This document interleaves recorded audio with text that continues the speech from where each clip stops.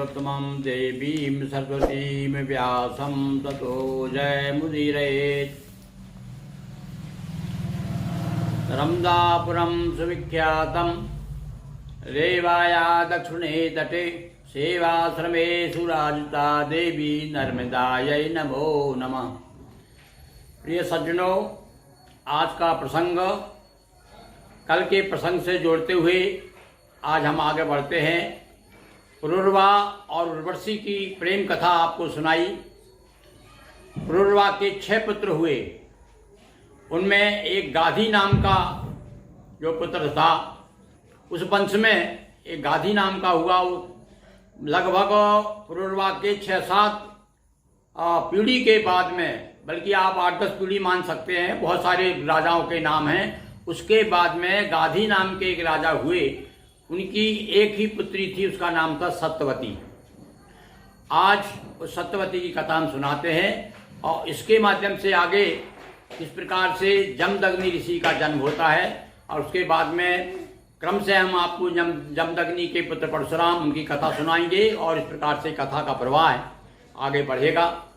आज आप सुनिए राजा गाधी की पुत्री सत्यवती की कथा।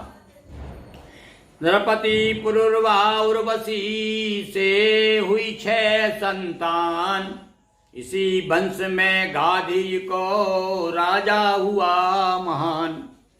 गाधी नृपति गुण युक्त विवेका, सत्यवती पुत्री भई एका। सुंदर थी सुशील तरुणाई, ऋषि ऋचिक के मन को भाई। एक और ऋचिक नाम के ऋषि आते हैं, सत्यवती पर मोहित हो जाते हैं, राजा से मांग करते हैं। अब राजा भी बड़ी विचित्र और शर्त रखते हैं उसके सामने। ऋषि से कहते हैं कि आप 100 घोड़े लाइए, तब मैं अपनी ही लड़की को आपको दूंगा। देखिए इस प्रकार में आदान प्रदान चलता था उस समय में। और 100 घोड़े कैसे? 100 सफेद घोड़े, उनके कान काले हों, ऐसे घोड़े लेके आई। पर अब वो मुनि को तो मन भा गई थी सत्यवती, तो उन्होंने जाकर के वरुण से मांग करके घोड़े लाए और आगे जाकर के सत्यवती के साथ विवाह हुआ। कन्या के प्रति ऋषि अनुरागे, नृप ने सहस श्वेत है मांगे। घोड़े सहस वरुण से लेकर और सत्यवती ली ऋषि हर्षा कर। सत्यवती चाहा सुत भाई, दोनों ही तो ऋषि युक्ति लगाई। अब सत्यवती ने विचार किया क्या ये मेरे पतिदेव तो इतने संपन्न हैं, काय में तपस्या में, और वो जो चाहे सो करा सकते हैं। तो उसने निवेदन किया कि आप ऐसा कीजिए, मेरे भाई भी नहीं हैं और मुझे भी संतान चाहिए, तो आप कुछ ऐसा प्रयोग करिए, कुछ ऐसा उपाय बताइए, कृपा कीजिए ताकि मेरे यहाँ संतान हो और मेरी माँ को भी मतलब एक पुत्र हो जो मेरा भाई हो। जब इस प्रकार से कहा तो उन्होंने कहा ठीक है, हम तुम्हारी व्यवस्था करते हैं। क्या किया देखिए ऋषि ने।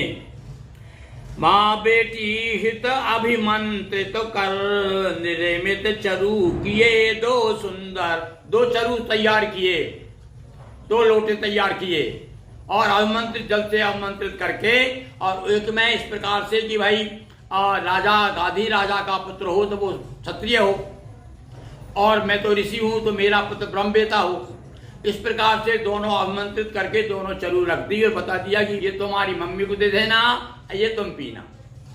और हुआ क्या, उसकी माँ ने सोचा कि ये हो सकता है कि इसका बच्चा बहुत ज्यादा विद्वान हो जाएगा, बहुत ज्यादा श्रेष्ठ हो जाएगा, बड़ा बलवान हो जाएगा। तो दोनों ने आपस में चरु बदल ली। देखिए अब यहाँ क्या होता है।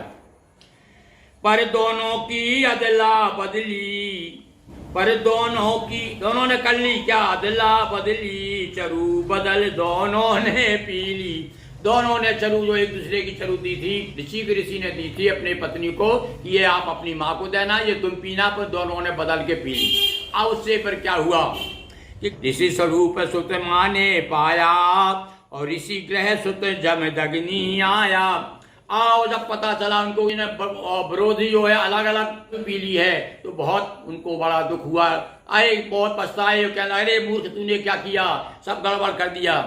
अरे वो अपने जो पुत्र ब्रह्मवेत्ता होना था वो उधर हो जाएगा और अपने यहाँ पर जो है घोर प्रवृत्ति वाला पुरुष पैदा होगा। तब फिर उसने प्रार्थना की। देखिए कितनी तपस्या होती थी ऋषियों में, कितना बल था। सत्यवती ने प्रार्थना की कि महाराज ये तो बड़ा गड़बड़ हो जाएगा। अरे अपने आश्रम में रहते हैं और अपने यहाँ घोर प्रवृत्ति वाला और कोई बलवान हो तो क्षत्रिय वृत्ति वाला हो जाएगा, सब गड़बड़ हो जाएगा, कृपा करिए आप। तब अच्छा बोले ठीक है भाई, बदल तो नहीं सकता, ऐसा करते हैं तेरा जो पौत्र होगा वो घोर वृत्ति वाला होगा, तुझे तो ब्रह्मवेत्ता ही पैदा होगा। तब वो सत्यवती के यहाँ जमदग्नि का जन्म होता है।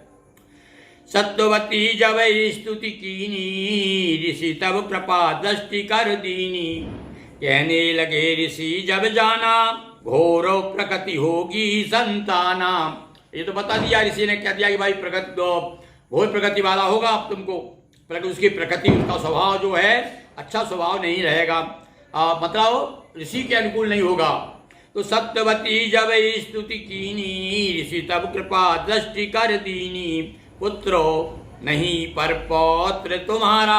हाँ ये बात जो बात कही ना, कि अब तुम्हारा पुत्र नहीं पर पौत्र लेगा जन्म चरु अनुसारा। पति के वचन सत्य मन भाए, और सत्यवती जमदग्नि पाए। तब जमदग्नि का जन्म होता है सत्यवती के यहाँ। और जब सत्यवती के यहाँ पर जमदग्नि के यहाँ जब पुत्र होंगे वो परशुराम जी, मतलब क्षत्रियो चित्त स्वभाव वाले होंगे। ये चरु का मतलब अदला बदली का ये प्रभाव पड़ा। तो अब यहाँ पर पति के वचन सत्य मन भाए, सत्यवती जमदग्नि पाए। सत्यवती के यहाँ तब जमदग्नि ऋषि का जन्म हुआ। और जमदग्नि ऋषि को रेणु नाम के एक ऋषि थे, तो उनकी लड़की का नाम रेणुका था। जमदग्नि का रेणुका के साथ विवाह कर दिया। और वो कथा आगे हम जब आपको सुनाएंगे आगे के प्रसंग में, कि जमदग्नि के यहाँ पर रेणुका और जमदग्नि जब विवाह हुआ तो अनेक संतानें हुई। उनमें सबसे छोटी संतान परशुराम के रूप में होती है। और वो परशुराम का भगवान का अवतार माना जाता है, ईश्वर का अवतार माना जाता है। भगवान के जो 24 अवतार हैं उसमें परशुराम जी का भी अवतार, उस समय जिस समय परशुराम जी का अवतार होना था उस समय सहस्त्रार्जुन नाम का, उसकी कथा हम आपको कल बताएंगे। सहस्त्रार्जुन नाम का जो राजा था, उसके अत्याचार से जनता बड़ी दुखी थी। तो उसका विनाश करने के लिए भगवान परशुराम अवतार लेते हैं। यह एक प्रसंग हम आपको कल सुनाएंगे। तो जमदग्नि संग रेणुका हुआ ब्याह सुखधाम। सबसे छोटे पुत्र थे परशुराम बलधाम। बोलिए कृष्णचंद्र की जय, उमापति महादेव की जय, नर्मदा मैया जी की जय। हर हर महादेव शंभो। दोस्तों वीडियो को लाइक शेयर कर चैनल को सब्सक्राइब करें। बहुत बहुत धन्यवाद।